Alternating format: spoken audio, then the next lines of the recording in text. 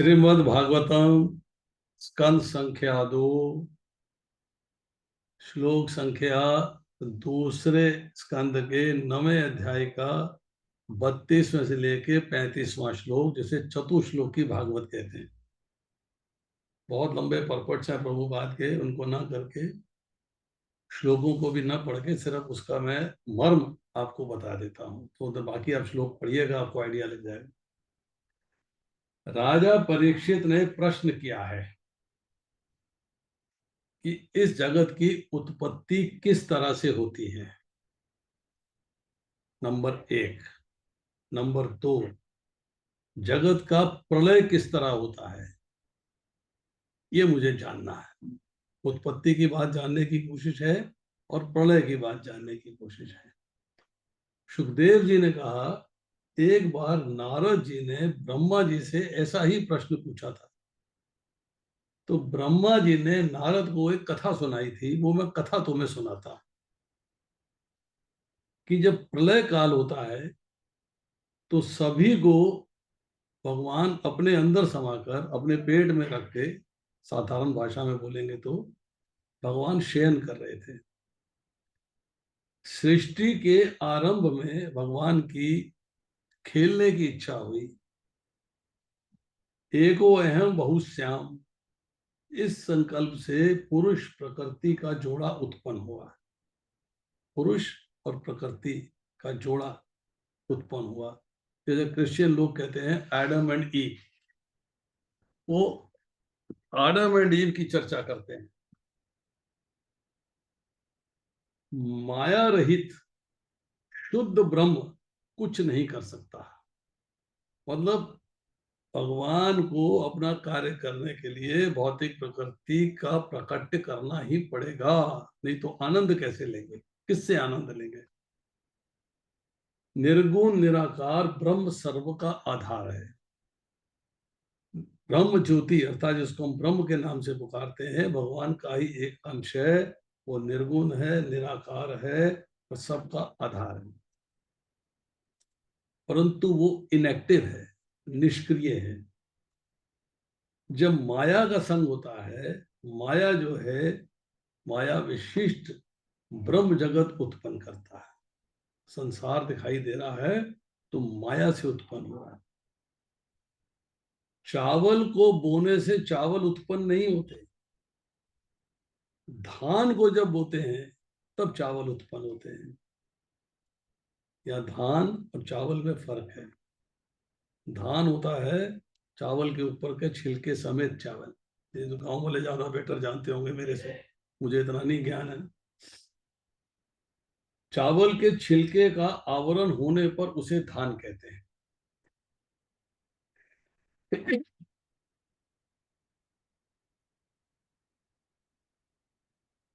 उसी तरह शुद्ध ब्रह्म पर माया का आवरण हो तो जगत उत्पन्न हो सकता है।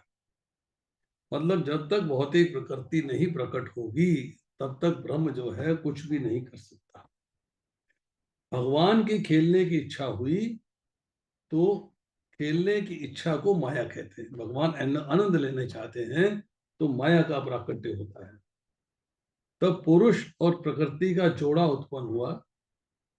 प्रकृति जो है, अव्यक्त प्रकृति जो है, उससे आता है महतत्व। महतत्व से आता है अहंकार। अहंकार के 3 भेद हैं, सात्विक अहंकार, राजसिक अहंकार और तामस अहंकार। जो तामस अहंकार है उससे 5 तन मात्राएं आती हैं, अर्थात 5 विषय आते हैं। राजस अहंकार से इंद्रियों के अभिमानी देवता उत्पन्न होते हैं। अब ये सारे तत्व जो है भगवान के संकल्प से उत्पन्न हुए। भगवान के संकल्प में ऐसी ही दिव्य शक्ति है, मानव की बुद्धि इसका विचार तक नहीं कर सकती। ये सभी संकल्प सृष्टि है। भगवान ने संकल्प किया तो ये चीजें जो है ये प्रकट हो गई। पर ये सभी तत्व शक्तिहीन होने से इनएक्टिव पड़े हुए थे, मृत के समान थे।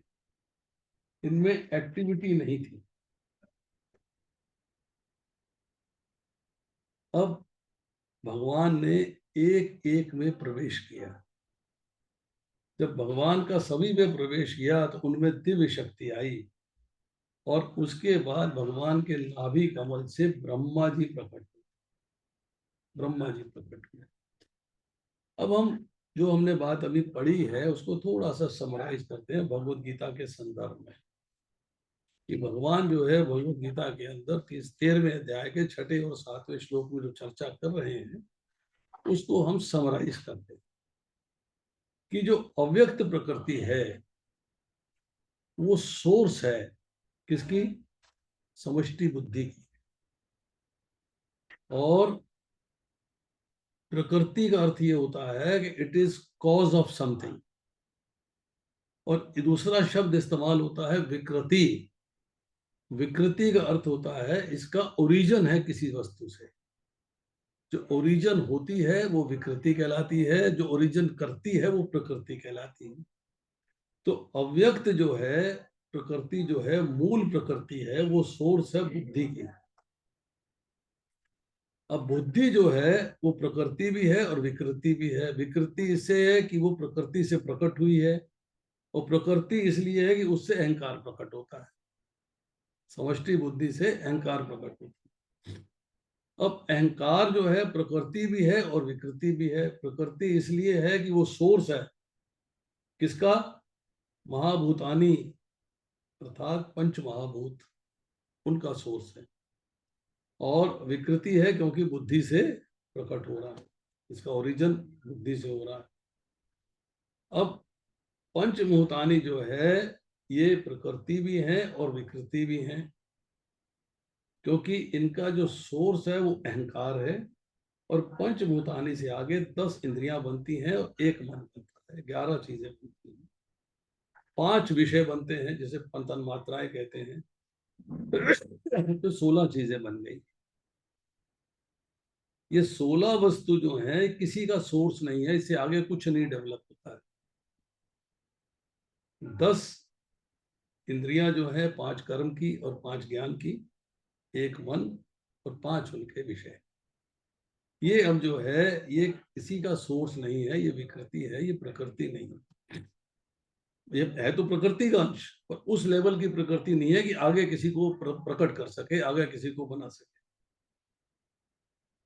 तो ये सारी की सारी विकृति कहलाती है, इसलिए इनके प्रकृति नहीं है। एक प्रकृति है मूल, तो केवल प्रकृति है, वो विकृति नहीं, किसी से आती नहीं। और उसके बाद प्रकृति और विकृति है 7 चीजें, बुद्धि अहंकार और पंच महाभूत, और उनसे है विकृति 16, 10 इंद्रियां, 5 विषय और एक मन। यहाँ चर्चा आ रही है कि भगवान के नाभि कमल से ब्रह्मा जी प्रकट हुए। किससे? गर्भोदकशाही विष्णु के नाभि कमल से। कारणोदकशाही विष्णु जो है अपने आप को प्रकट करते हैं गर्भोदकशाही विष्णु के रूप में, क्योंकि कारणोदकशाही विष्णु के रोमकूपों से, उनके श्वास से असंख्य ब्रह्मांडों की रचना होती है कारण सागर में।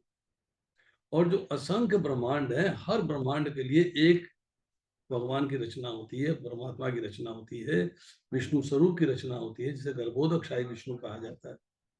उस गर्भोदकशाही विष्णु के नाभि कमल से ब्रह्मा जी का प्राकट्य होता है।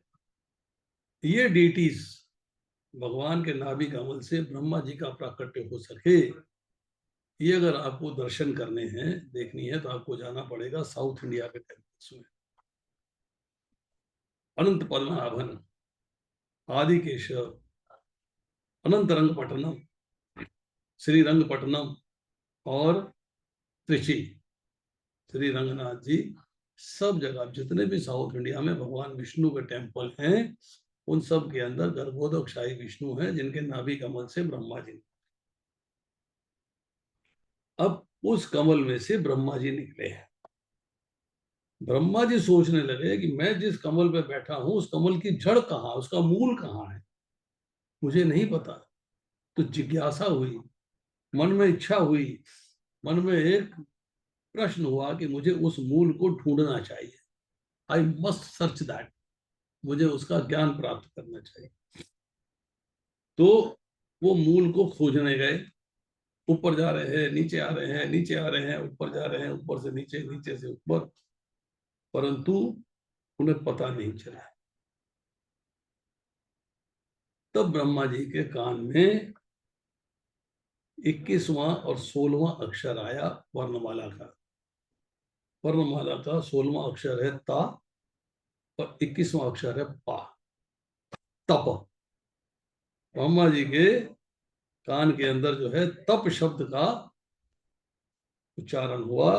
उन्होंने सुनी ये बात, तप तप तप, ऐसी आकाशवाणी ब्रह्मा जी ने सुनी।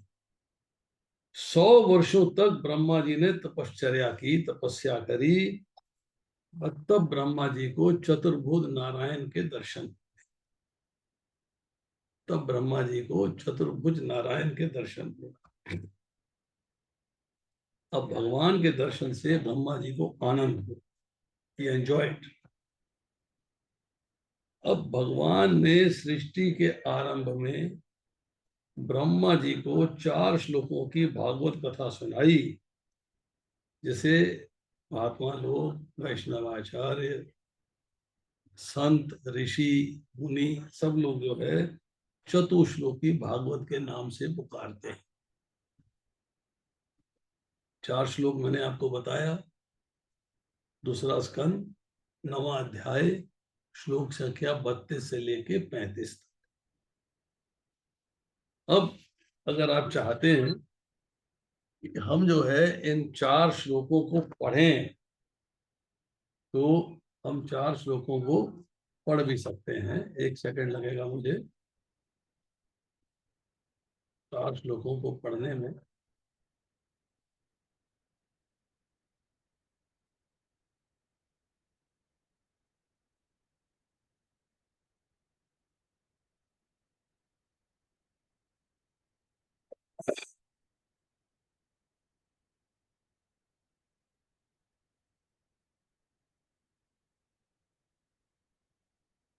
अहमेवासम एव ग्रे न अन्यथा यत सत असत परम पश्चात अहम यद एतत् च यह अविशेष्यति स अस्मि अहम। इसके बाद अगला श्लोक है, ऋते अर्थे यथा प्रतीयेत न प्रतीयेत चात्मनि तत्विद्यात् आत्मना मायां यथा आभास यथा तमः। के बाद 35वां श्लोक है, यथा महांति भूतानि भूतेषु उच्च अक्षेषु अनु प्रविष्ठानि अपवरिष्ठानि तथा तेषु न तेषु अहम। और 36वां श्लोक है इसका, एतावत् एव जिज्ञासं तत्व जिज्ञासुना आत्मनः अन्वय व्यतिरिक्याभ्याम यथा स्यात् सर्वत्र सर्वदा। इसमें थोड़ी सी चर्चा करेंगे कि प्रभुपाद ने जो इसका अनुवाद लिखा है उसको पढ़ लेते हैं क्विकली, और जो इम्पोर्टेंट पॉइंट्स हैं उनको पढ़ लेते हैं। 33वें श्लोक में कहते हैं, हे ब्रह्मा, वह मैं ही हूं जो सृष्टि के पूर्व विद्यमान था, क्योंकि सब मेरे अतिरिक्त, तब मेरे अतिरिक्त कुछ भी नहीं था। तब इस सृष्टि की कारण स्वरूपा प्रकृति भी नहीं थी। जैसे अब तुम देख रहे हो वह मैं ही हूं, और प्रलय के बाद जो शेष रहेगा वह भी मैं ही हूं। यहाँ पे इंपॉर्टेंट बात समझने वाली है, भगवान सृष्टा मैं और ब्रह्मा सृष्टा मैं में अंतर है। प्रधान मैं तथा आश्रित मैं, तो ये दो हैं, एक स्वामी है और एक उनके आश्रित हैं। वेदों में सृष्टा मैं तथा सृष्ट मैं दोनों ही गुणात्मक रूप से एक हैं, क्योंकि दोनों ही दिव्य, नित्य और चेतन हैं। इसके बाद कहते हैं, प्रधान मैं आश्रित मैं का पोषक हूं। इस प्रकार दोनों में एक प्रभुत बेसिक अंतर है। ब्रह्मा के अपने समक्ष प्रधान स्वामी को देख रहे हैं, जो सृष्टि के प्रलय के बाद भी दिव्य रूप में विद्यमान रहते हैं। नारायण समस्त सृष्टि से परे हैं और समग्र सृष्टि अव्यक्त का ही फल है। तीसरी विशेषता है कि भगवान ही परम सत्य हैं। वे ये दिव्य लोग सर्वदा भिन्न प्रकृति के हैं, उन पर सृष्टि पालन तथा संहार के नियम लागू नहीं होते। निर्विशेषवादी परमेश्वर पर कर्म रहित होने का आरोप करते हैं, किंतु ब्रह्मा तथा भगवान की इस वार्ता में भगवान को रूप तथा गुण से युक्त होने के साथ साथ कर्मों से युक्त बताया गया है। सृष्टि के पालन के समय ब्रह्मा तथा अन्य देवताओं के कार्यों से ही भगवान के कार्य को समझना होगा कि भगवान अपने लिए कार्य स्वयं नियत करते हैं। भौतिक संसार के कर्मों के बंधन से भगवान नहीं बनते। अक्षर पुरुष या महाविष्णु प्रकृति पर दृष्टिपात करते हैं, किंतु पुरुषोत्तम तो उनसे भी पहले से विद्यमान थे। बृहदारण्यक से भगवद गीता के इस कथन की पुष्टि होती है कि श्री कृष्ण ही परम पुरुष पुरुषोत्तम हैं। प्रारंभ में केवल निर्गुण ब्रह्म था, किंतु इस श्लोक के अनुसार ये निर्गुण ब्रह्म को कारण स्वरूप कहा जा सकता है, क्योंकि समस्त कारणों के कारण तो श्री भगवान हैं। भगवान का निर्गुण स्वरूप भौतिक जगत में इसलिए विद्यमान है क्योंकि भौतिक नेत्रों या इंद्रियों से भगवान को देखा नहीं जा सकता, इसलिए उनको निर्गुण कहते हैं, निराकार कहते हैं। भगवान के साकार तथा निराकार दोनों ही रूप ग्रहण करने योग्य हैं। भगवद गीता 14:27 में इसकी व्याख्या की गई है। ब्रह्मणो ही प्रतिष्ठा अहम। बद्ध जीव माया जाल का शिकार बन चुका है। भगवान के निराकार होने पर भी मनुष्य को साकार रूप के साक्षात्कार की आकांक्षा रखनी चाहिए। पश्चाद अहम यद इच्छ योग विशिष्यति सोचहम, यही भावार्थ है। इसके बाद श्री भगवान हरि या कृष्ण को प्राप्त करना ही जीवन का लक्ष्य बनाना चाहिए। विभिन्न कार्यों को संपन्न करने के लिए भगवान के विभिन्न रूप हैं। मनुष्य को चाहिए कि शाखाओं तथा पत्तियों से मोहग्रस्त न होकर मूल को ही ग्रहण करे। इसके बाद 34वें श्लोक में इंपॉर्टेंट क्या है वो भी पढ़ लेते हैं। हे ब्रह्मा, जो भी सारयुक्त प्रतीत होता है, यदि वह मुझसे संबंधित नहीं है तो उसमें कोई वास्तविकता नहीं है। इसे मेरी माया करके जानो, इसे ऐसा प्रतिबिंब मानो अंधकार में प्रकट होता है। विश्व प्राकट्य की कोई भी अवस्था, उसकी उत्पत्ति, पालन, विकास, विभिन्न शक्तियों की अन्योन्य क्रियाएं, इसका क्षय तथा संहार सभी भगवान के अस्तित्व से संबंध है।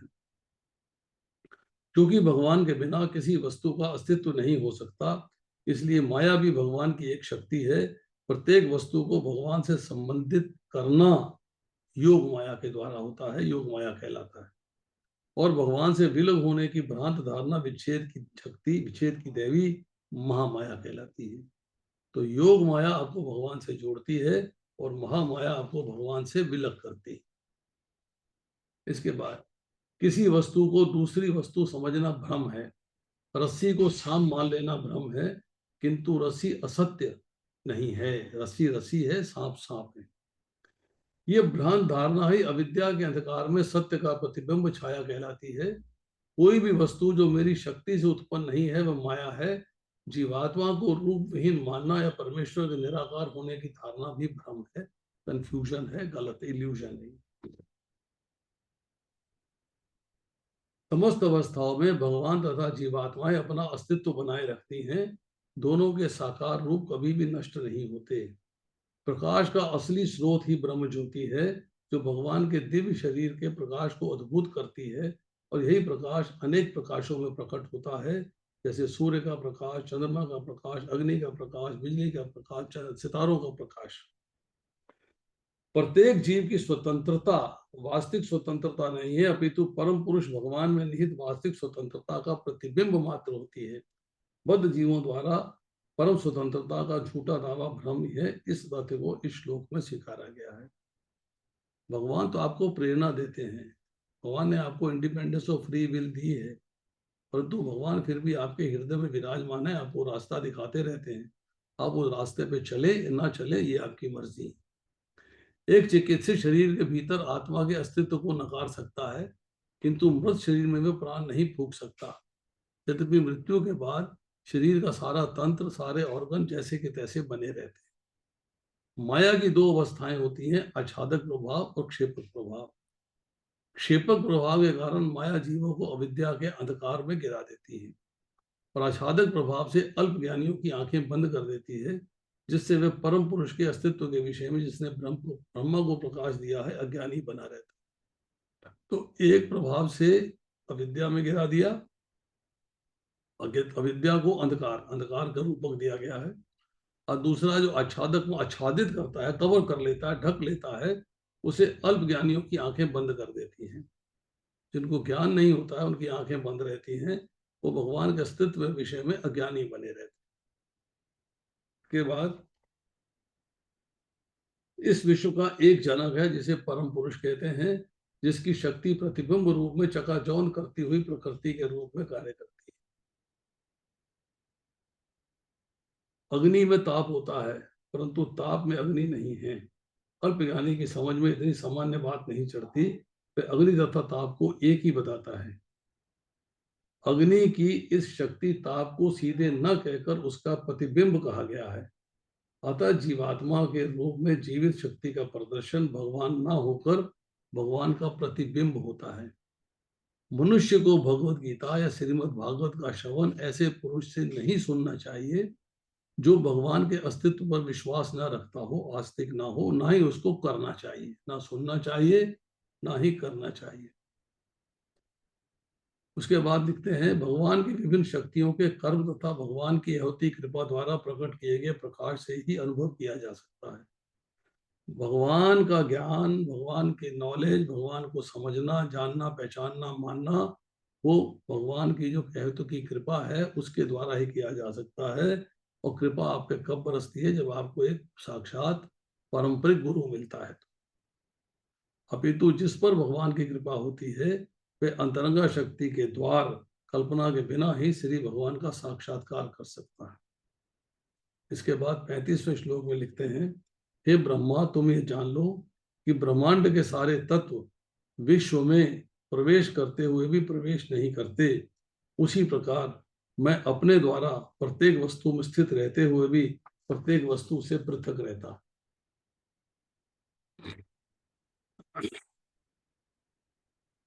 भगवान भौतिक सृष्टि के महान तत्व अर्थात पृथ्वी, जल, अग्नि, वायु, आकाश, समस्त प्रकट वस्तुओं के, चाहे समुद्र हो या पर्वत, जलचर हो, पौधे, सर्प, पक्षी, मनुष्य, मनुष्य, देवता अथवा जिनका भी अस्तित्व है, उनके शरीर में प्रवेश करते हैं, किंतु साथ ही साथ उनके बाहर भी रहते हैं। अपने धाम में है परंतु आपके अंदर भी है। इसके बाद कहते हैं, उसी के साथ ये तत्व शरीर के बाहर भी है। पहले तत्वों की उत्पत्ति हुई, अतः शरीर बाद में प्रविष्ट हुए। इन दोनों ही दशाओं में विश्व में प्रविष्ट हुए और नहीं भी प्रविष्ट हुए। इस प्रकार परमेश्वर अपनी विभिन्न शक्तियों, अंतरंगा तथा बहिरंगा सहित इस ब्रह्मांड की प्रत्येक वस्तु के भीतर स्थित है और उसी समय प्रत्येक वस्तु के बाहर वैकुंठ लोक में भी स्थित रहते हैं। इसके बाद कहते हैं, भगवान समग्र सृष्टि भर में अपनी अनंत शक्ति का असीम प्राकट्य करते हैं। जो भी भगवान के दिव्य प्रेम से पूरित होता है वही प्रत्येक परमाणु तथा जड़ एवं चेतन पदार्थ में भगवान के दर्शन करता है। साथ ही वह भगवान को उनके धाम गोलोक में अपने पार्षदों के साथ जो उनके विस्तार है लीला करते देख सकता है। यही दृष्टि गुप्त आध्यात्मिक ज्ञान है। इसके बाद कहते हैं, अतः प्रत्येक परमाणु में स्थित होकर शुष्क चिंतकों के लिए भगवान अदृश्य बने रहते हैं। ये भगवत प्रेम भगवान की प्रेमा भक्ति की साधना से ही प्राप्त हो सकता है। तेषाम सतत युक्ता नाम भजताम प्रीति पूर्वकम।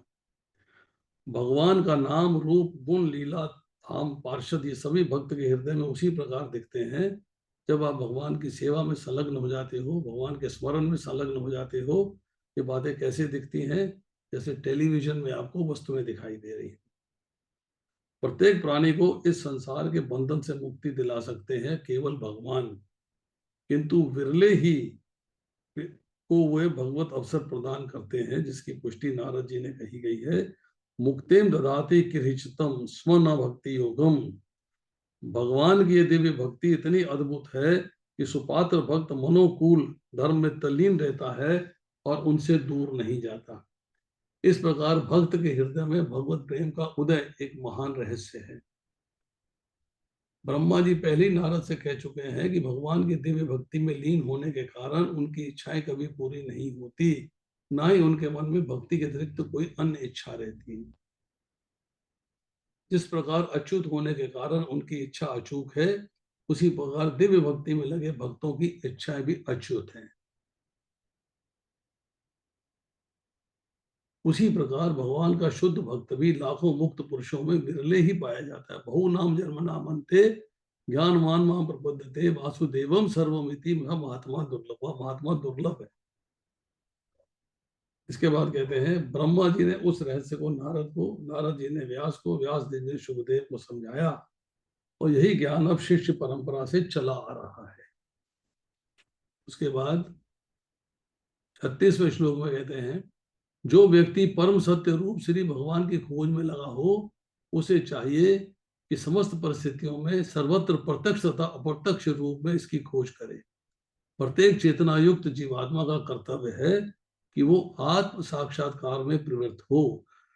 जो चेतना में उद्बुद्ध है वह निश्चय ही स्व के विषय में, विश्व के विषय में, जीवन के समस्त क्षेत्रों के विषय में, यथा सामाजिक, राजनीतिक, आर्थिक, सांस्कृतिक, धार्मिक, आचार संबंधी विषयों तथा विविध शाखाओं के विषय में जिज्ञासा करता है।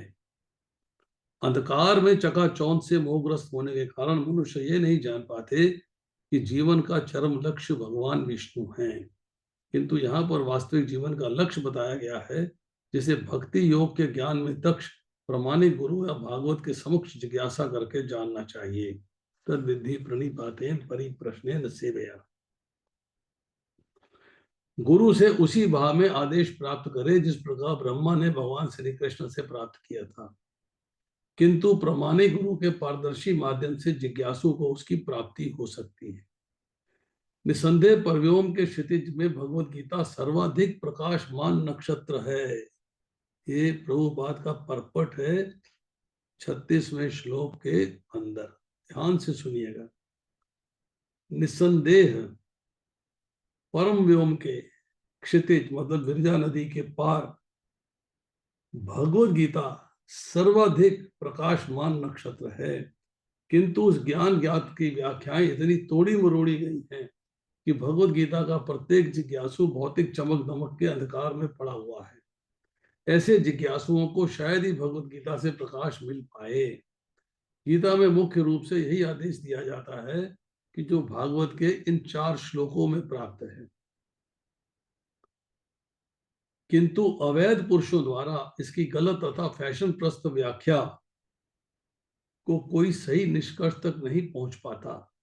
भगवत गीता 18.61 में स्पष्ट कहा गया है, ईश्वर सर्वभूतानां हृदयेषु अर्जुन तिष्ठति ब्राह्मण्य सर्वभूतानि यंत्र पुराणी माया। भगवान अर्थात परमात्मा रूप में सभी जीवों के हृदय में स्थित हैं और अपनी बहिरंगा शक्ति के द्वारा संसार के समस्त प्राणियों को नियंत्रण में रखते हैं, कंट्रोल में रखते हैं। अतः ये स्पष्ट उल्लेख है कि भगवान परम नियंता है और जीवात्माएं भगवान द्वारा नियंत्रित। उसी तरह भगवत गीता 65वें में 18वें के 65वें में आदेश देते हैं, मन बना वह मद भक्तो मध्याजी माम नमस्कुरु माम वैश्यसी सत्यम ते प्रति जाने प्रियोसी में। तो स्पष्ट आदेश है भगवान का कि मनुष्य को भगवान उन्मुखी, भगवान का भक्त, उन्हीं का उपासक भगवान कृष्ण को नमस्कार करना चाहिए। ऐसा करने से भक्त को भगवान के धाम की प्राप्ति होती है। फिर आगे लिखते हैं प्रभुपाद, ज्ञानी पुरुष अर्थात ब्राह्मण भगवान के मुख पर विराजते हैं, शासक वर्ग अर्थात क्षत्रिय उनकी बाहुओं पर, व्यापारी वर्ग अर्थात वैश्य उनके कटी भाग मतलब कमर पे, और श्रमिक वर्ग अर्थात शूद्र भगवान के पांवों पर स्थित है। अतः संपूर्ण सामाजिक ढांचा भगवान का शरीर है और शरीर के विविध भाग यथा ब्राह्मण, क्षत्रिय, वैश्य, शूद्र सभी मिलकर भगवान के पूरे शरीर की सेवा करने के निमित्त है। भगवान से संबंध समूह की संयुक्त सेवा से विश्व चेतना प्राप्त की जा सकती है। उसके बाद भगवद गीता के 7वें अध्याय के 15वें श्लोक की चर्चा आती है, न माम दुष्कृतनो मूढ़ा प्रपद्यन्ते नराधमा माया अपहृत ज्ञाना आसुरम भावम आश्रिता। ये 4 प्रकार के दुष्कृतन जो है मेरी शरण में नहीं आते हैं, उनकी चर्चा हो रही है। ये हम कर चुके हैं। क्योंकि मूर्ख है, बदमाश है, नराधम है, आसुरी प्रवृत्ति के लोग हैं। तो इसमें कहा जा रहा है कि श्रीमद् भागवतम बार बार कहता है कि भक्ति योग का पद प्राप्त किए बिना मानव समाज के सारे कार्य फल निष्फल हैं। आपको सारे कार्य फलों तक पहुंचने के लिए भक्ति योग का आरंभ करना चाहिए। मनुष्य शरीर का कार्य भव बंधन से मुक्त होना है, किंतु जब कोई भौतिक कार्यों में लीन रहेगा तब उसका मन पदार्थ की भंवर में घूमता रहेगा और जन्म जन्मांतर से वह देह के बंधन में फंसता रहेगा। यह भागवत के 5वें स्कंद के 5वें अध्याय के 6ठे श्लोक का चर्चा आती है। एवं मनः कर्म वशम प्रयुक्त है अविद्या आत्म अनुपधीय माने प्रीर्तन याव मन्ये वासुदेवे न मुचंते वेहे भोगेन सावता।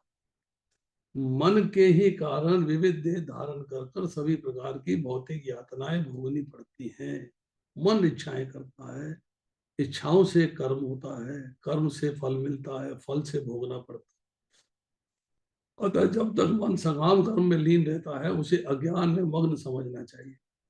जब तक मनुष्य परम पुरुष भगवान वासुदेव के प्रति दिव्य प्रेम उत्पन्न नहीं कर लेता तब तक वह पुनः पुनः विभिन्न देहों के भव बंधन में पड़ा रहता है। बातें भगवत गीता में, भागवत में सब जगह कर चुके हैं। ये संसार अंधकार तथा भय के साथ साथ जन्म मरण तथा विभिन्न चिंताओं से पूर्ण है। इस विशाल जाल से निकलने का एकमात्र उपाय है भगवान वासुदेव की दिव्य प्रेमा भक्ति। शास्त्रों के आलोड़न और बारंबार पुनरीक्षण से निष्कर्ष निकलता है कि भगवान नारायण ही परम सत्य है, केवल उन्हीं की पूजा करनी चाहिए। गरुड़ पुराण में एक अप्रत्यक्ष रूप से कहा गया है, भले ही कोई वेदों का अवगाहन कर चुका हो, समस्त शास्त्रों को जानता हो, किंतु यदि वे भगवान का भक्त नहीं है तो उसे नराधम समझना चाहिए। इसी प्रकार भागवत के 5वें स्कंद के 18वें अध्याय के 12वें श्लोक में चर्चा आती है, जिसमें भगवान के प्रति अटल भक्ति है उसमें दैवी गुण रहते हैं, उसमें देवताओं के समस्त गुण रहते हैं। किंतु इसके विपरीत जो भगवान का भक्त नहीं है वे कल्पना केवल चिंतन के अंधकार में भटकता रहता है और नाशवान भौतिकता के साथ लगा रहता है। फिर भगवत भागवत के 11वें स्कंद के 11वें अध्याय के 18वें श्लोक की चर्चा आती है। भले ही कोई वेदों के दिव्य साहित्य में निष्णात हो, किंतु यदि वह भगवान को नहीं जानता तो समझना चाहिए कि उसकी सारी शिक्षा पशु के बोझ तुल्य है अथवा दूध ना देने देने वाली गाय के रखने के समान है। जैसे दूध ना रखने वाली गाय के समान। इसी प्रकार भगवान की दिव्य प्रेमा भक्ति करने की छूट प्रत्येक व्यक्ति, यहाँ तक कि स्त्री, शूद्र, वन्य जातियों या पाप में अन्य किसी जीव में भी नहीं युक्त है। इसके बाद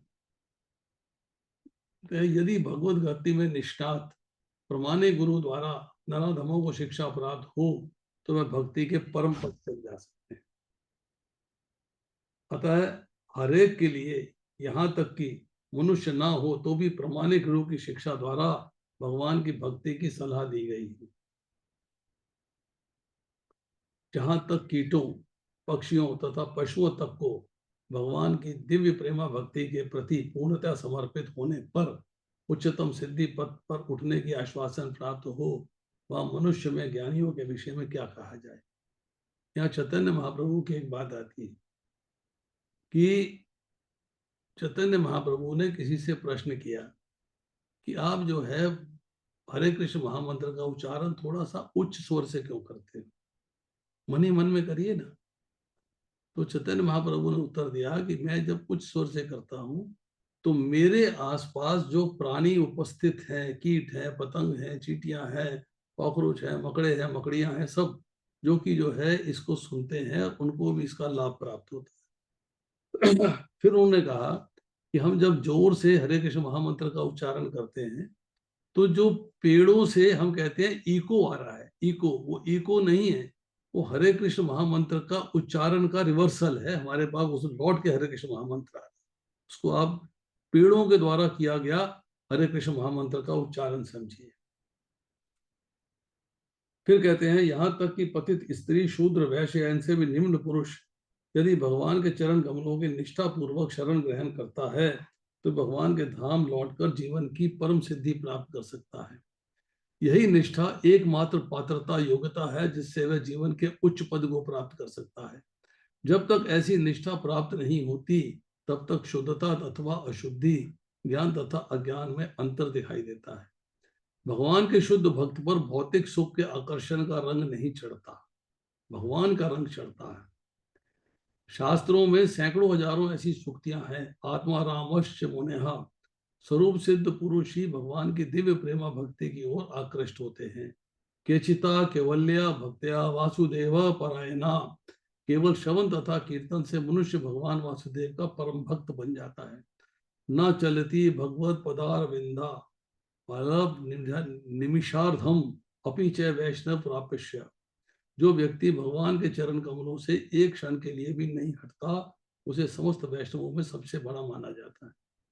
भगवान ने कहा मन मना, मन मुझे दे दो, अनन्य चेता, हर हर क्षण हर पल मेरा चिंतन करो, अनन्य चिंतो यंतो माम, हर समय मेरा चिंतन होना चाहिए, तस्मात् सर्वेषु कालेषु। ये सारी बातें जो हैं कंफर्म करती हैं कि भगवान का चिंतन एक क्षण के लिए भी नहीं छूटना चाहिए। अब देखिए, दक्षिण भारत में जिस ब्राह्मण ने केवल अपने मन के बल पर भगवान की सेवा की थी उसे भगवान के दर्शन हुए। केवल श्रवण कीर्तन या उसकी लीलाओं के पठन से पूजन या उससे निवेदन की सेवा हो सकती है। अब आप जो है सब लोग मिलके 2 मिनट के लिए हरे कृष्णा कीर्तन करिए। मैं 2 मिनट में दरवाजा खोल के आ रहा हूँ।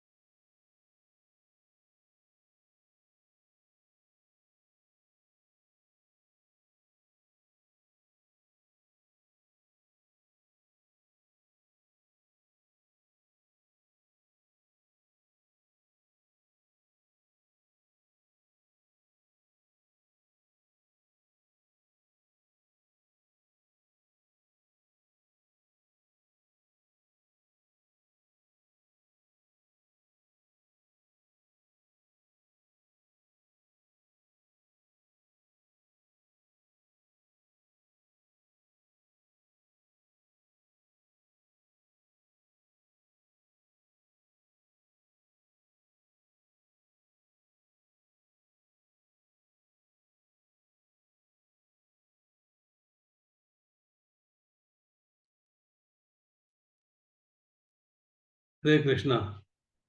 इसके बाद कहा जा रहा है, मनुष्य को चाहिए कि पूर्ण सिद्धि के लिए अच्युत भक्ति योग पद का अनुसरण करे, भले ही वह सकाम हो या निष्काम। इसके बाद स्कंद पुराण में चर्चा आती है, जब शंख चक्र गदा तथा पद्मधारी श्री भगवान की पूजा की जाती है तो अन्य सबों की देवताओं की पूजा स्वयं हो जाती है, क्योंकि श्री भगवान ही सर्वव्यापी हैं। फिर चर्चा आती है विष्णु पुराण के अंदर, यदि एक क्षण के लिए भी वासुदेव का स्मरण नहीं किया जाता तो ये सबसे बड़ी हानि है, सबसे बड़ा भ्रम है, सबसे बड़ी विडंबना है।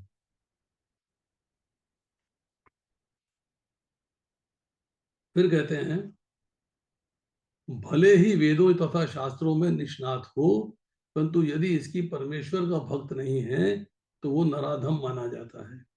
गरुड़ पुराण, बृहद नारदीय पुराण तथा पद्म पुराण में भी इसी की पुनरावृत्ति की गई है। जो भगवत भक्ति से रहित है उसके वैदिक ज्ञान तथा तपस्या का क्या लाभ होता है। हजारों प्रजापतियां की एक भगवत भक्त से तुलना कैसे हो सकती है। सुखदेव गोस्वामी श्रीमद् भागवतम के दूसरे स्कंद के चौथे अध्याय के 17वें श्लोक में कहते हैं, भगवत भक्ति के बिना सन्यासी, प्रसिद्ध दार्शनिक, तांत्रिक या अन्य कोई भी व्यक्ति वांछित फल नहीं पा सकते। यदि स्वर्ग से भी महिमा में स्थान में बैकुंठ के स्वामी या उनके भक्त की महिमा का गान नहीं होता तो उस स्थान को छोड़ देना चाहिए। शुद्ध भक्त भगवान की सेवा के आगे पांचों प्रकार की मुक्तियों को अस्वीकार कर, सायुज्य, सालोक्य, सामीप्य, सारूप्य और साष्टी, ये पांचों प्रकार की मुक्तियों को अस्वीकार कर देते हैं। भक्ति की प्रारंभिक अवस्था में ज्ञान आवश्यक है, किंतु उच्चतर ज्ञान में ऐसे ज्ञान की कोई आवश्यकता नहीं होती। अतः उन्नति का सर्वोत्तम तथा निश्चित पथ भक्ति योगी है। तो एक होता है साधन। साधन आपने मतलब किस तरीके से आप वहां तक पहुंचते हो। जैसे कि आपने कहा कि हम यहाँ लेक्चर सुन रहे हैं, तो साधन क्या है? जूम साधन है, मोबाइल साधन है, लैपटॉप साधन है, पीसी, ये साधन है। पर ये साधन भक्ति योग नहीं है। भक्ति योग है प्रोसेस है जिसको करना है साधन के माध्यम से, ज्ञान प्राप्त करने के माध्यम से। परंतु जिसे अपने ज्ञान का गर्व होता है उसके समक्ष भगवान कभी प्रकट नहीं होते। श्रुति का अर्थ है कि भगवान स्वयं कहते हैं, अतः जिसकी पहुंच भगवान के सगुण रूप तक नहीं है, जो श्रीमद् भागवत के सार को किसी भागवत से शिक्षा ग्रहण किए बिना समझे, वो भगवान को प्राप्त नहीं कर सकता। तो ये जो है चतुश्लोकी भागवत के विषय में हमने आपसे चर्चा करी। अब इसके बारे में कहते हैं और डिटेल्ड अभी चर्चा और बाकी है, अभी नहीं करेंगे, सिर्फ 2-3 लाइनें पढ़ता हूं। जब तक ये जगत ना था तो मैं था, जब ये जगत दिख रहा है तब भी सर्व में चैतन्य रूप में मैं ही रहता हूं। जब इस जगत का विनाश होगा तब भी मैं ही रहने वाला हूं। जगत में मेरे सिवाय जो कुछ भी दिखाई देता है वो मेरी माया है। मैं नहीं तो मेरी माया है। माया की 2 शक्तियां हैं, एक आवरण शक्ति, एक विशेष शक्ति। माया की आवरण शक्ति प्रभु को ढक कर रखती है और माया की विक्षेप शक्ति भगवान के आधेर पर जगत का आभास कराती है। अंधकार 2 कार्य करता है, रस्सी को वह ढक कर रखता है और रस्सी में सांप का, सर्प का भास भी उत्पन्न करता है। सर्प नहीं है, पर अंधकार में पड़ी हुई रस्सी रस्सी नहीं दिखती, सर्प ही दिखाई देता है। सर्प समान दिख पड़ती है, जो वह नहीं दिखाई देती, जो नहीं है वो दिख पड़ता है, यही माया है। अब राजा ने प्रश्न किया, महाराज ये माया से आपका, महाराज ये माया के साथ हमारा संबंध कैसे हुआ और कब से हुआ? तो इसकी चर्चा हम यहाँ से करेंगे अगली बार। वैसे तो ज्यादा नहीं है, पर 15 मिनट करेंगे तो दूसरा स्कंद समाप्त हो जाएगा। पर अगर आप चाहते हैं कि इसको आज किया जाए तो आज कर लें, वरना समाप्त कर देते हैं। 15 मिनट और लगेंगे तो दूसरा स्कंद की समाप्ति हो जाएगी। डिटेल्स मैंने आपको पढ़ दिए हैं। कहिए, जो लोग चाहते हैं कि आज किया जाए हाथ खड़ा कर दें, नहीं है तो अगली बार करेंगे।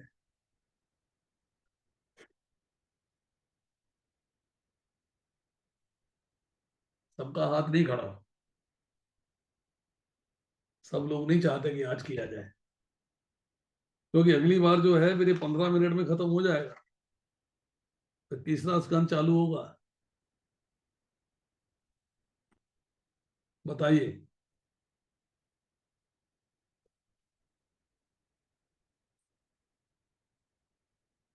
अभय प्रिया माता के अनुसार 10 बजे तक का टाइम है, 10 बजे तक हम रोज खत्म करते हैं। तो आज 15 मिनट में इसको समाप्त कर लेते हैं, स्ट्रेट की हम क्वेश्चन आंसर करें। तो माया के साथ संबंध कैसे हुआ और कब से हुआ? सुखदेव महाराज सावधान करते हैं, हे राजन, माया झूठी है तथा माया का जीव के साथ संबंध भी झूठा है। ये प्रश्न उचित नहीं है। तत्व दृष्टि से सोचने पर जो संबंध है ही नहीं, उसके बारे में ऐसा प्रश्न क्यों उठ रहा है? स्वप्न में सारा जगत दिख पड़ता है, और स्वप्न की क्रिया सत्य नहीं है। एकमात्र स्वप्न देखने वाले का स्वप्न के दृश्य पदार्थ के साथ संबंध बना हुआ नहीं है, वो स्वप्न है। स्वप्न देखने वाला घर में है, शैया पे है। स्वप्न देखने वाले का स्वप्न दृश्य पदार्थ के साथ संबंध झूठा है। किसी ने स्वप्न में देखा कि मैं जंगल में गया हुआ हूं, लेकिन स्वप्न में जंगल झूठा है। स्वप्न के जंगल में जो पुरुष गया है वो पुरुष भी झूठा है। शैया में जो पुरुष है वही सच्चा है, किंतु उसे स्वप्न सच्चा लगता है। स्वप्न में एक होने पर भी अनेक दिखते हैं। स्वप्न देखने वाला जंगल में गया ही नहीं, और स्वप्न में 2 पुरुष दिख पड़ते हैं। मैंने देखा कि मैं जंगल में गया हूं। स्वप्न के जंगल में किसी शेर को देख के, बाघ को देख के डर लगता है। स्वप्न का बाघ झूठा है। स्वप्न में 1 लाख 2 लाख रुपए मिल भी जाए तो वो झूठे हैं, बड़ा सुख लगता है पर झूठा है। स्वप्न के रुपए भी झूठे हैं, स्वप्न का भाग भी झूठा है, स्वप्न का संसार ही झूठा है। झूठा स्वप्न जिस तरह सुख दुख देता है, उसी प्रकार झूठी माया भी जीवन को सुख और दुख देती है। माया जीव को रुलाती है, माया झूठी है, माया के साथ जीव का संबंध भी झूठा है, माया के साथ जीव का संबंध हुआ ही नहीं। अब माया जीव को रुला रही है, नचा रही है, डांस करा रही है, भगा रही है, बाएं दाएं ऊपर नीचे हर तरह आकर्षित है भौतिक संसार से। तो माया है नर्तकी, और नर्तकी आपको नचाती है। अगर आपको नर्तकी के जाल से निकलना है तो उस नर्तकी को उल्टा कर दीजिए, नर्तकी कीर्तन। तो कृष्ण कीर्तन जो है आपको माया के जाल से निकाल देगा। स्वपन काल का अर्थ है अज्ञान का काल। आपको ज्ञान नहीं है, इसलिए आप स्वप्न में विचरण करते हो। स्वप्न देखने वाले का अपने अज्ञान से स्वप्न का उद्भव होता है। स्वप्न का संसार जिस तरह स्वप्न दृष्टा को अपने से अनभिज्ञ रखता है, उसी तरह इस जगत का भी हिसाब है। जगत मन का विलास है। स्वप्न के जगत और जागृत अवस्था में जगत में विशेष अंतर नहीं है। स्वप्न जगत थोड़े समय के लिए ही रहता है, जागृत जगत अधिक समय तक रहता है, और विनाश दोनों का ही है। जिसका विनाश निश्चित है वह सत्य नहीं है। अब माया के बारे में एक उपमा दी गई है, रूपक दिया गया है। माया छाया के समान है। छाया झूठी है। छाया किसी के हाथ नहीं आती। छाया को कोई पकड़ नहीं सकता, और छाया दिख पड़ती है। मानव जब दीपक के समक्ष रहता है, छाया नहीं दिखाई देती। जब दीपक से विमुख होने पर छाया आगे आ जाती है। इस तरह जीव जब भगवान के सम्मुख रहता है, तब तक माया नहीं दिखती, और जैसे ही जीव भगवान से विमुख होता है, तो माया सामने आकर खड़ी हो जाती है। इस प्रकार परमात्मा का विस्मरण ही माया है। प्रभुपाद लिखते हैं, भगवान का एक क्षण के लिए भी विस्मरण माया है। परमात्मा का निरंतर स्मरण ही ज्ञान है, और ब्रह्म हत्या जैसा कोई पाप नहीं। अरे ब्रह्म को कोई मार सकता है क्या? ब्रह्म हत्या अर्थात ब्रह्म से विमुख होना। ब्रह्म हत्या का मतलब है ब्रह्म से विमुख होना। विमुख होने वाला ही पाप करता है। माया उसे घेर लेती है, त्रस्त करती है। स्वप्न सोए हुए व्यक्ति को सुख दुख देता है, जागृत को स्वप्न का सुख नहीं, जो दुख भी नहीं। सोए हुए जीव को संसार मिलता है, जागृत को भगवान मिलते हैं। सोया हुआ जीव इस अज्ञान में। अब अज्ञान में है तो संसार मिलेगा, अब ज्ञान में आ जाओगे तो भगवान मिलेंगे। ज्ञान में आने का मतलब है जो जागृत हो गया है, जो जाग गया है, जो जागृत हुआ है, उसे भगवान के दर्शन होते हैं। भगवान श्री कृष्ण जब प्रकट हुए तो सारा जगत गहरी नींद में था। वासुदेव देव की जागृत थे, उन्हें ही भगवान के दर्शन हुए और किसी को नहीं हुए। जो जागृत है वो भगवान के सम्मुख रहता है, जो परमात्मा से विमुख रहता है वो सोया हुआ है। माया जीव को अंधकार में फंसा कर रखती है और ईश्वर से विमुख करती है। जीव का माया के साथ माना जाने वाला संबंध सच्चा नहीं है, वे तो झूठा है। क्योंकि माया आदि नहीं है, माया का भी अंत आता है। माया अनादि किंतु सुअंत है, परमात्मा अनादि अनंत है। अज्ञान का प्रारंभ कब हुआ ये किसी को मालूम नहीं। अज्ञान अनादि है, और अज्ञान का अंत आता है। अब आप किसी भाई से पूछिए कि तुम्हें कन्नड़ भाषा आती है? वे कहेगा मुझे कन्नड़ भाषा नहीं आती। मराठी आती है? मराठी नहीं आती। गुजराती आती है? गुजराती नहीं आती। ये आप तो उत्तर भारत के रहने वाले हैं, आपको कैसे आएगी? आप उससे पूछें कि तुम्हें कन्नड़ भाषा का, गुजराती का, मराठी का ज्ञान कितने वर्षों से है? 10 साल से, 20 साल से? वो कहता है कि मैं तो ये जानता हूं कि मेरा जब से जन्म हुआ है तब से ही मुझे नहीं आती। ना कन्नड़ आती है, ना गुजराती है, ना मद्रासी आती है, ना मराठी आती है।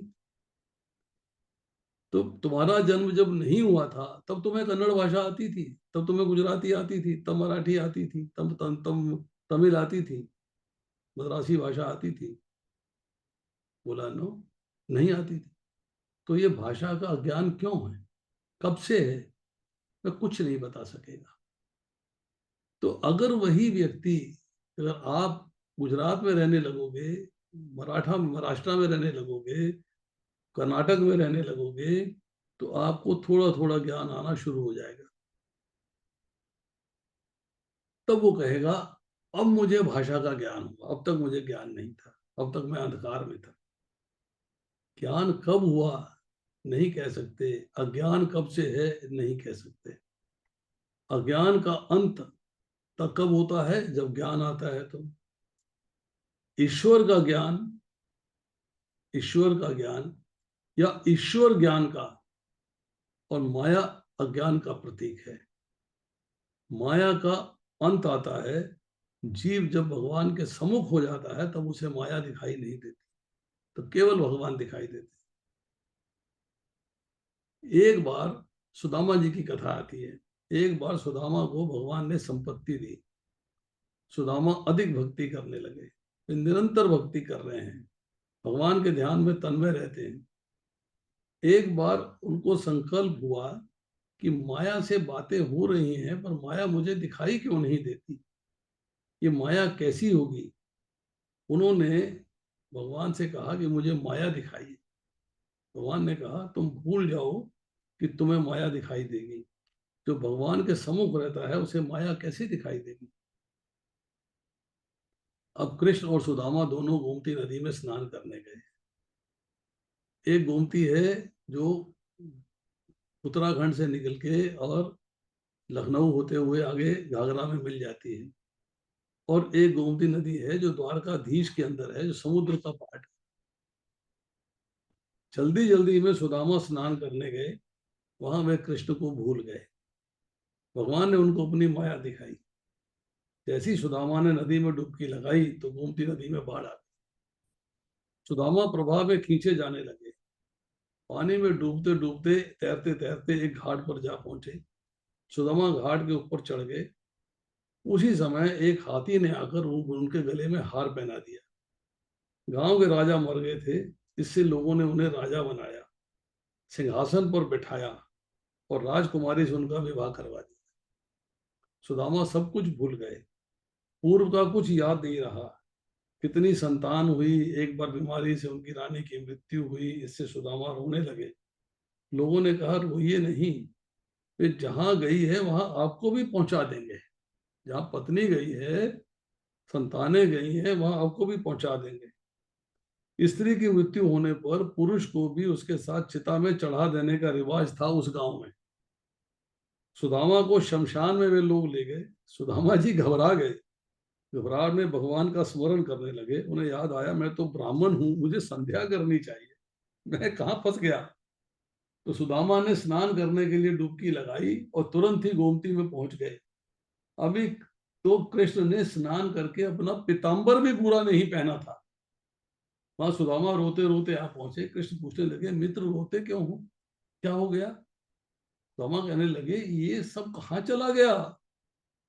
वो क्या, अरे वो शमशान घाट, वो मेरे गले में माला, मैं राजा, मेरी पत्नी, मेरी संतानें, पत्नी मर गई, ये क्या है। भगवान कहने लगे भैया यही तो मेरी माया है, मेरे बिना जो कुछ दिखाई देता है वो मेरी माया है। माया नाचती है, माया को नाचती देखकर उससे मोहित हुआ जीव भी नाचता है।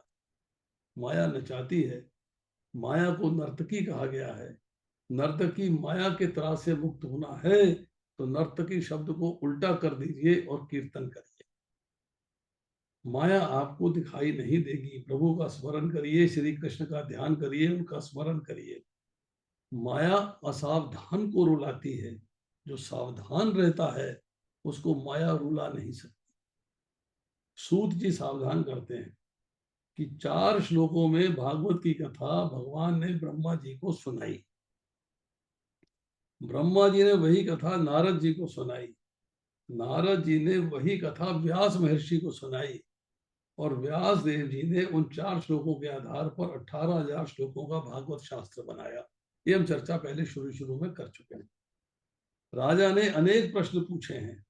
सुखदेव महाराज कहते हैं राजन, आप जैसे प्रश्न पूछ रहे हो वैसे ही प्रश्न एक बार विदुर जी ने मैत्रेय स्वामी से पूछा।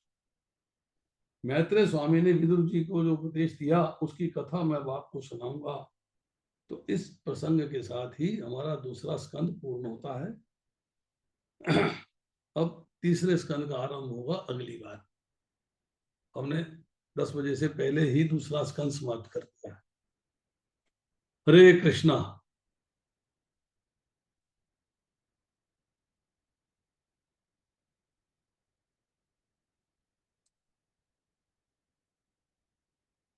अब आप अपने कमेंट्स दे सकते हो। आज की कथा लेट शुरू हुई है, उसके हर लिए मैं क्षमा प्रार्थी हूँ। हरे कृष्णा प्रभु जी। हरे कृष्णा प्रभु जी। यस प्रभु जी हरे कृष्णा प्रभु जी। अब अभी जब 15 मिनट रहते थे तो आपने ये जो टॉपिक ले लिया वो आप कल भी ले सकते थे। आप हमारे को ये बताओ कि आज आपको डॉक्टर ने क्या कहा और क्या आपको वहां से रिजल्ट मिले, हम वो सुनना चाहते हैं प्रभु जी आज प्लीज।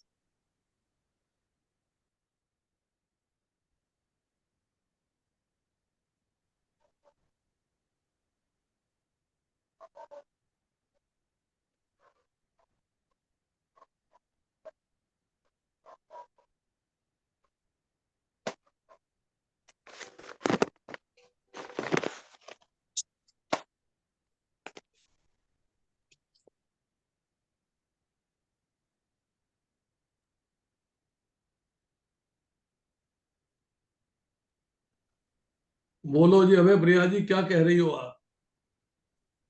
मैं ये कह रही हूँ कि जो आपने 15 मिनट ज्यादा उसमें लगा दिए, आप उसमें ये बताइए कि डॉक्टर ने आपकी स्थिति क्या बताई है, हम वो सुनने के लिए अभी हम हमारी टेंशन है आपकी बस। देखिए, ये आपको दिखाई दे रहा है, उसने आज जी ट्रीटमेंट का प्रभु जी। पूरा पार्ट किया है। जी मैं उसके बाद जैसे ही घर पहुंचा हूं, मैंने 1 मिनट नहीं लगाया क्लास स्टार्ट करने के लिए। 8:45 पहुंचा हूं। मैंने आपसे कहा है कि आप कीर्तन शुरू करिएगा, मैं वॉशरूम होके आता हूं। मैं 1 मिनट भी मैंने रेस्ट नहीं किया। डॉक्टर ने कहा है कि अभी आपको, मुझे कल फिर जाना है डॉक्टर के पास, दूसरे से ओपिनियन लेना है। फिर मुझे थर्सडे एम्स में जाना है, वहां पे ओपिनियन लेना है। और 1-2 ओपिनियन और लूंगा, उसके बाद देखूंगा मुझे ऑपरेशन कब कराना चाहिए, कराना चाहिए कि नहीं कराना चाहिए। उसमें दोनों व्यवस्थाएं हैं, दोनों चीजें मुझे मैनेज करनी है। एक तो मुझे अपनी हेल्थ देखनी है, मेरे ब्लड टेस्ट की रिपोर्ट्स, मेरी सारी रिपोर्ट्स ठीक है कि नहीं है। दूसरा, चाहे एम्स में हो चाहे कहीं भी हो, जो बैकग्राउंड फंड्स हैं, मशीन आएगी, जो भी वहाँ लगेगा, उसकी कॉस्ट क्या पड़ती है, क्या नहीं पड़ती है, कितना पड़ती है, कितना नहीं पड़ती है, उसका भी अरेंजमेंट करना है।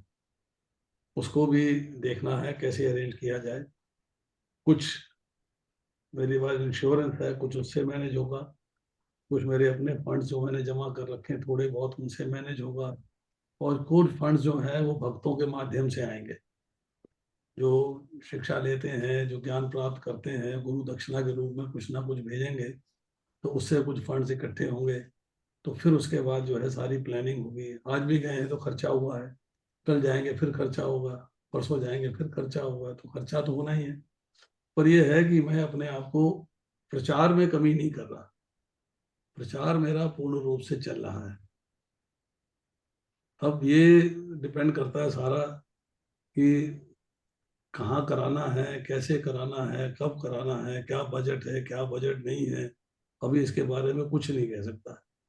कि जब मैं स्कॉट्स में था, उन्होंने 27 लाख का बजट बताया था, मैं भाग आया था, मेरे पास है ही नहीं, मैं भाग आया था वहां से। उसके बाद मुझे 9 महीने हो गए हैं, कोशिश कर रहे हैं। अब जो भी होगा देखी जाएगी, जैसा भी होगा तब देखा जाएगा। नहीं होगा तो बचेंगे नहीं, कम से कम भगवान के धाम तो जाएंगे ही, इतना तो भगवान ले ही जाएंगे हमको, और कुछ नहीं करेंगे। अरे नहीं प्रभु जी, जो इंश्योरेंस दे और जो सही से करे वहीं कराना चाहिए प्रभु जी, जहाँ आपका मन टुके। उनको तो देखिए, मैं बंद करा, वो घड़ा था मेरी राजमा, वो बार मैंने उसको कंबल ढका बिल्कुल उसके बदन पे, ये मेरी लात मार के जो उतार देते हैं कंबल। मेरी जो इंश्योरेंस है, मैं उतारते तो है कंबल नहीं और वो है, गर्मी में। उन्हें कहेंगे मैं अपनी मर्जी देखिए, मेरी तुम्हारे इंश्योरेंस है, मेरी प्रोटेक्शन मेरी रखना कथा चाहिए। सुनने वाली। वैसे ये मेरी इंश्योरेंस है, मेरी कथा सुनने वाले, इस हरी बोल, ऐसा वो लोग चाहेंगे हरी बोल। ऐसा हो जाएगा, बस बात खत्म। जी हरी चालू है प्रभु जी। दीपिका बंसल जी अपना अपने आप को म्यूट कीजिए प्लीज। इसने अनम्यूट कर दिया, पागल, अनम्यूट कर दिया, आपकी सारी आवाज जा रही। देखेंगे अब, ये इस हफ्ते 10 दिन में भी डिसीजन लेना है। अभी तो अब मानेंगे नहीं कि मेरे को ड्राइविंग करते हुए, मैं खुद ड्राइव करके गया था, 1.5 घंटा जाने में लगा है और 1.5 ही घंटा आने में लगा है, 3 घंटे की कहाँ ड्राइविंग। गए थे प्रभु जी आप? मैं गया था सरिता विहार अपोलो हॉस्पिटल के पीछे। ओहो, वहां पे तो टाइम लगेगा फिर प्रभु जी। बहुत दूर है प्रभु जी। टाइम लगा प्रभु तो। जी ऐसी कोई बात नहीं है। आप जब भी आपको कोई पैसों की जरूरत होती है, कुछ भी होती है, तो आप जैसे आपने मैसेजेस डालते हैं वो आप ग्रुप में डाल दिया कीजिए। जो भी हमारा सामर्थ्य होएगा प्रभु जी हम सब मिलके करेंगे। आप चिंता मत करो प्रभु जी।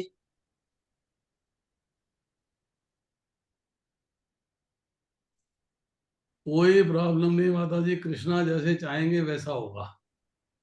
हरे कृष्णा प्रभु जी।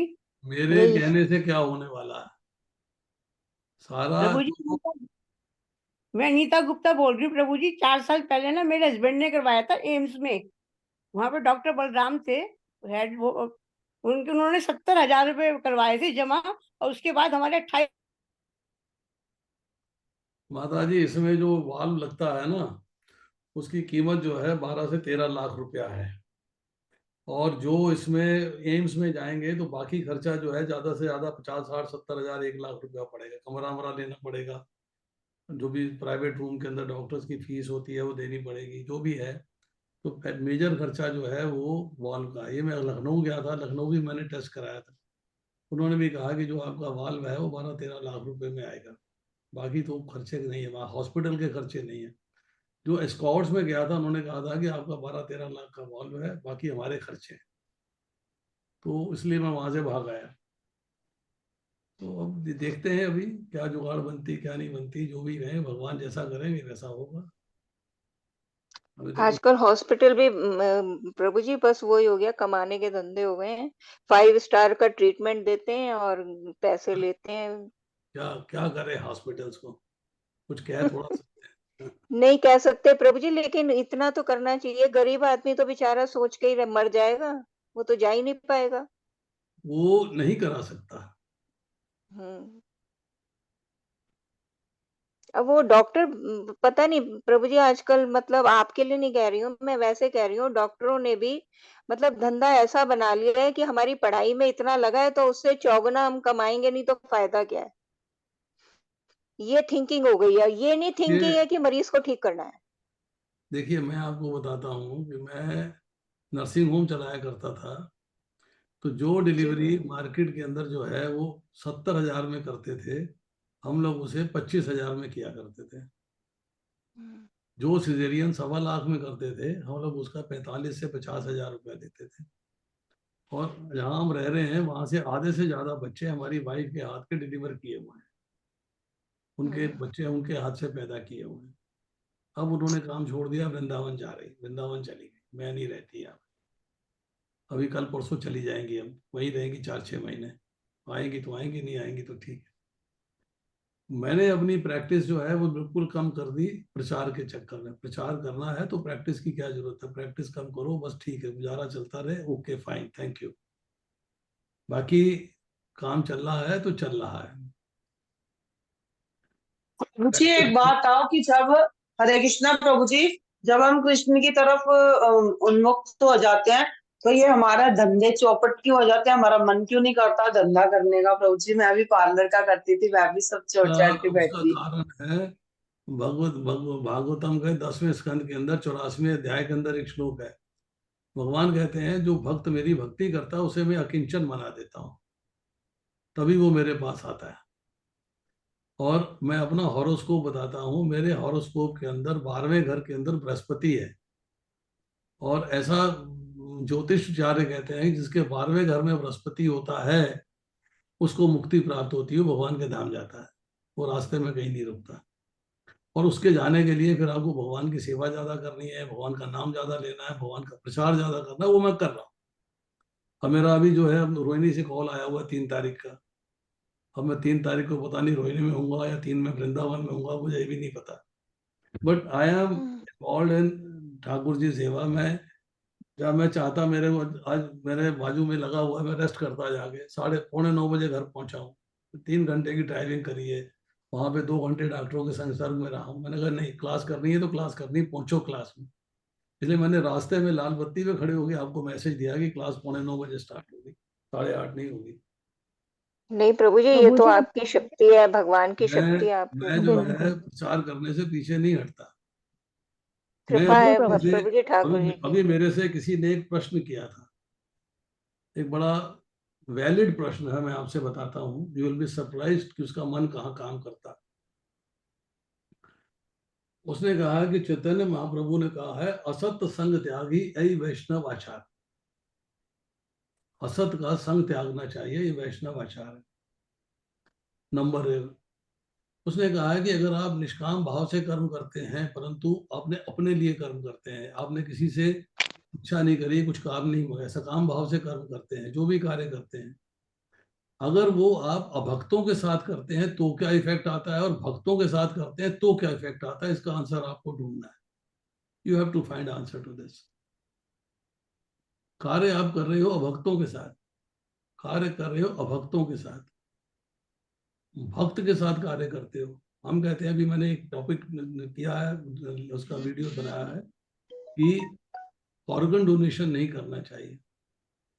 ये इस्कॉन के अंदर एक आर्टिकल है ऑर्गन डोनेशन के बारे में, उससे मैंने उठा के आपको लेक्चर दिया है कि ऑर्गन डोनेशन के अंदर अगर हम लोग जो है ऑर्गन डोनेट करते हैं, तो हमारा अंग जिसके पास भी जाएगा, उसके परमाणु हम पे अफेक्ट करेंगे और उसका फल हमें भोगना पड़ेगा। उसके जैसा जो है हमारे को उसका विचार आचार विचार हो जाएंगे, मुश्किल हो जाएगी हमारे लिए। हमें मृत्यु के बाद अंगों का डोनेशन नहीं करना चाहिए। ये मैं आपको वीडियो सुनाऊंगा, वीडियो पोस्ट करूंगा। अब उसने मेरे सुना से है एक प्रभु प्रश्न जी, किया, उसका बड़ा सुना है अच्छा प्रभु जी, प्रश्न था। आपने भेजा था। उसका एक बड़ा अच्छा प्रश्न था, आप उसका उत्तर ढूंढ के रखिएगा और फिर आंसर निकालिए क्या है उसका। प्रभु उसने जी कहा कि हम लोग हमारे जो तो है, हो चुके हैं। हम लोग अपनी डेली रूटीन चलाते हैं। डेली रूटीन, सब्जी खरीदते हैं, राशन खरीदते हैं, दाल लेते हैं, ये ले दूध लेते हैं, वो लेते हैं, सब लेते हैं। हमारे पास 2 किस्म की दुकानें हैं, एक किसी भक्त की दुकान है, एक किसी अभक्त की दुकान है। अगर हम अभक्त की दुकान खरीदते हैं सामान, उसको पैसा देते हैं, तो क्या उसका जो पैसे का इस्तेमाल करता है, उसके जो प्रॉफिट को वो यूज करता है, मिसयूज करता है, तो क्या उसका इफेक्ट हम पे आता है कि नहीं? तो पैसा तो हमने दिया उसको, तो उसका इफेक्ट हम पे आता है कि नहीं आता है? और अगर हम आएगा प्रभु जी। और अगर हमने भक्त को दिया है, तो उसका इफेक्ट हम पे आएगा कि नहीं आएगा? अब किसी भक्त ने थाली में खाना खाया और किसी अभक्त ने थाली में खाना खाया। हम लोग कहते हैं ना कई बार, प्रभु जी भक्ति अच्छी नहीं चल रही है, फलानी चीज ठीक नहीं हो रही है। क्यों नहीं ठीक हो रही भाई? क्यों नहीं ठीक हो रही है? आप किसी पार्टी में चले गए, आपने खाना खाया, रेस्टोरेंट में गए, वहां खाना खाया, आपने वो जो थाली इस्तेमाल करी है, प्लेट इस्तेमाल करी गई है, वो तो किसी अभक्त ने पहले खाना खाया, तो उसके परमाणु आप में आ गए, तो आपकी भक्ति कैसे बढ़ेगी आगे? इसीलिए पहले पत्तल का प्रयोग होता था, यूज एंड थ्रो, इस्तेमाल करिए और फेंक दीजिए। आजकल नहीं करते। तो जो आपका धन है, जो आपका धन आप इस्तेमाल करते हो, क्या वो धन जो है वो जाता है कि नहीं जाता है? जिसके पास गया है, उसने जब इस्तेमाल किया है, तो उसके इस्तेमाल का जो इफेक्ट है वो आप पे आएगा कि आप पे नहीं आएगा? ये एक प्रश्न जो है खड़ा हो गया। ये एक प्रश्न खड़ा हो गया। तो इसका मुझे बहुत पहले उत्तर दिया था भक्ति रसामृत महाराज ने, जब जब स्वामी हुआ करते थे। उन्होंने कहा, अब मैं शिफ्ट कर रहा था बेलगाम, ये 2005-06 की बात है। मैं वहाँ शिफ्ट करने की सोच रहा था, यहाँ की प्रॉपर्टी बेच के बेलगाम चला जाऊंगा। बेटा वहीं पढ़ता था, साउथ इंडिया में नौकरी लग जाएगी, वहीं रहेंगे। तो मैंने उनसे कहा, मैंने कहा मैं जो यहाँ आऊँगा तो हाउ विल आई सर्वाइव? धन कैसे आएगा, रोटी कैसे चलेगी, खाना कैसे चलेगा, रहना सहना खाना गाड़ी घोड़ा घोड़ा कैसे चलाएंगे, हम कहाँ से चलाएंगे? उन्होंने एक ही बात कही कि हमारे यहाँ पे जो डिवोटी हैं उनको ये डिवोटी से ही सामान खरीदते हैं, डिवोटी के पास ही जाते हैं। आप डिवोटी हो, ट्रीटमेंट आप ही से होगा, तो आपके पास फीस आती रहेगी, आपका घर चलता रहेगा, आपको कोई परेशान होने की जरूरत नहीं है। Come down to this place. बड़ी अच्छी बात लगी मेरे को, मैं अट्रैक्ट होके जा रहा था, परंतु महाराज से बात हुई, महाराज ने कहा नहीं स्टे इन दिल्ली, यही रहो। अभी भी मुझे वृंदावन नहीं जाने दिए, बोले दिल्ली में रहो। तो ये बातें जब सोचते हैं तो फिर सोचते हैं, मैं आज भी जिस डॉक्टर के पास गया हूँ वो डिवोटी है, वो साधारण डॉक्टर नहीं, वो डिवोटी है, वो भक्त है। वो अभी मेरे साथ नेक्स्ट वीक जा रहे हैं Vrindavan to buy a house there. उनकी वाइफ मेरे साथ यात्रा पे कई बार जा चुकी है। जब भी मैं यात्रा लेके जाता था उनकी वाइफ मेरे साथ जाया करती थी। 50 60 70 100 आदमी होते थे हम लोग, वो साथ जाया करती थी। तो वो भक्त हैं, मैं भक्त के पास गया इलाज कराने। एक हमारे रोहिणी में है इंचार्ज, उनकी वाइफ का प्रॉब्लम थी, डिलीवरी करानी है, तो वो रोहिणी से मेरे यहाँ आए कि साहब डिलीवरी करानी है तो भक्त के हाथ से करानी। अभी वृंदावन में रहती है शांति माता जी और सारथी कृष्ण प्रभु, उनके 2 बच्चों की डिलीवरी हुई है, डिलीवरी करानी है तो आपके भक्त से करानी है। अखरूर प्रभु के बड़े भाई हैं, उनकी बड़े भाई की डिलीवरी हुई है, डिलीवरी करानी है तो हमसे करानी है। मतलब वो ये था कि मुझे अपना कार्य भक्त से कराना है। This was the principle. मैंने कहा ठीक है, बहुत बढ़िया।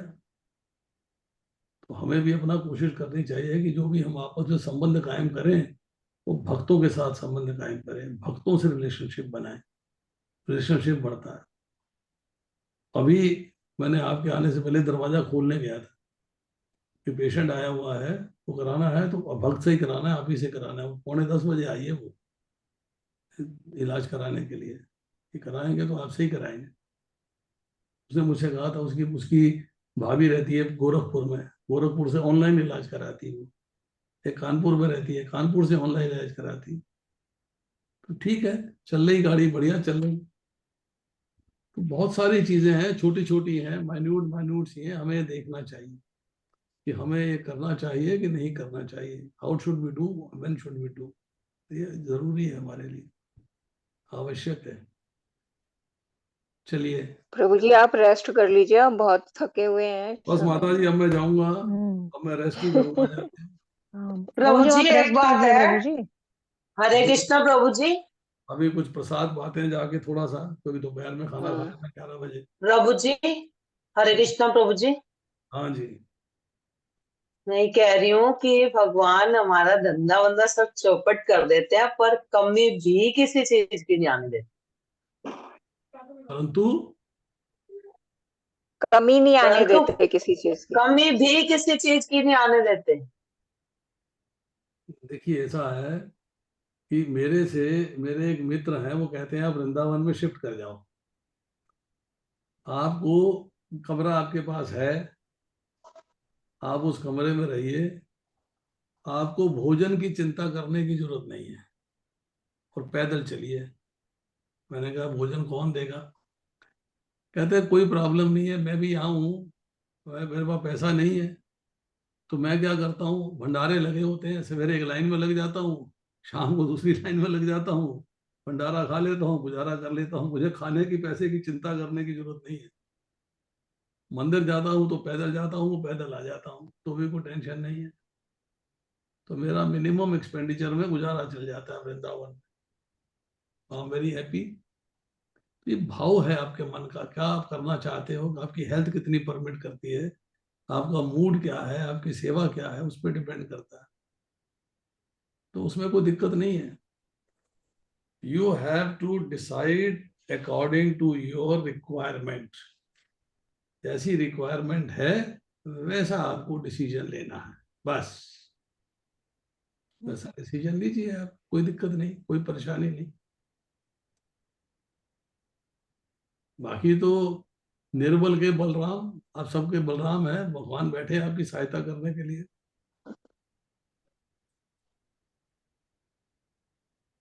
प्रभु जी कोई ना कोई साधन निकल ही आता है, ऐसी कोई बात बिल्कुल माता जी, आपने ठीक बात कही है। अगर अगर हम कथा करने के लिए उपलब्ध नहीं होंगे तो कोई और करेगा।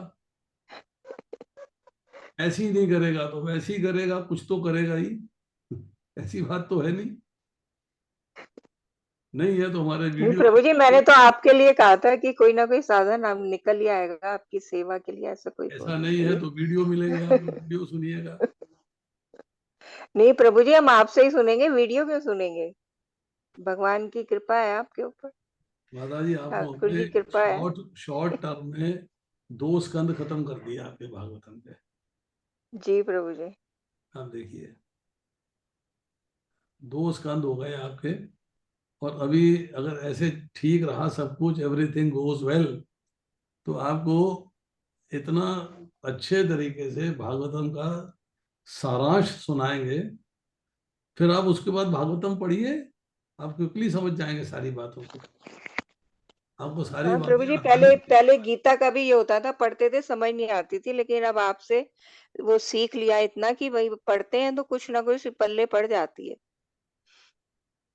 चलो ये तो मेरे लिए बड़ी खुशी की बात है, सौभाग्य का अवसर है कि आपको समझ में आ रहा है।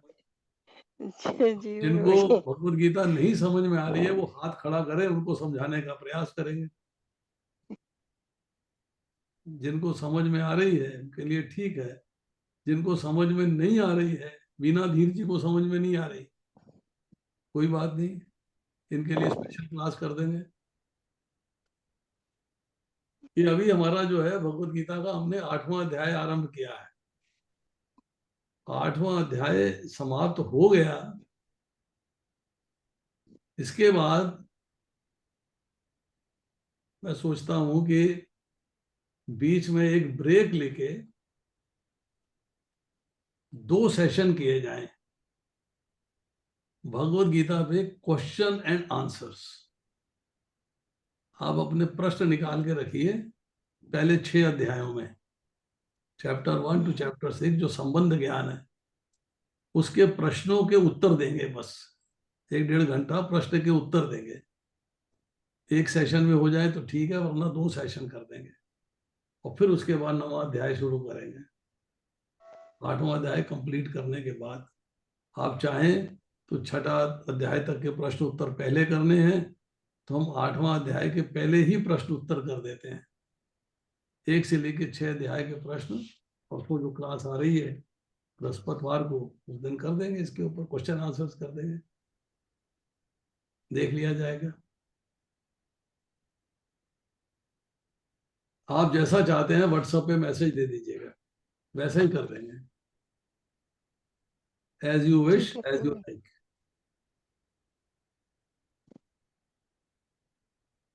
ठीक है प्रभु जी। हरे कृष्णा। चलिए समाप्त करें। जी जी प्रभु जी, प्रभु जी आप प्लीज रेस्ट आप करिए, रेस्ट कीजिए। आप भोजन प्रसाद लीजिए और अपना